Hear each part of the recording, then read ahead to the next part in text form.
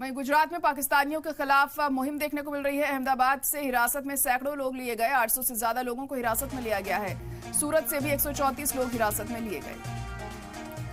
तो गुजरात में पाकिस्तानियों के खिलाफ बड़ी मुहिम चलाई जा रही है। अहमदाबाद से सैकड़ों लोग हिरासत में लिए गए हैं। 800 से ज्यादा लोगों को यहां हिरासत में लिया गया और सूरत में भी 134 लोगों को हिरासत में लिया गया है। तो बड़ी खबर आपको बता रहे हैं कि पाकिस्तानियों को उनके मुल्क भेजने की जो कवायद है वो जारी है पूरे हिंदुस्तान में, क्योंकि हिदायत दी गई है अमित शाह के जरिए कि जल्द से जल्द सभी पाकिस्तानी नागरिकों को वापस पाकिस्तान भेजा जाए। और गुजरात में भी पाकिस्तानियों के खिलाफ मुहिम चलाई जा रही है। अहमदाबाद से सैकड़ों लोग हिरासत में लिए गए। 800 से ज्यादा लोगों को हिरासत में लिया गया है यहाँ पर।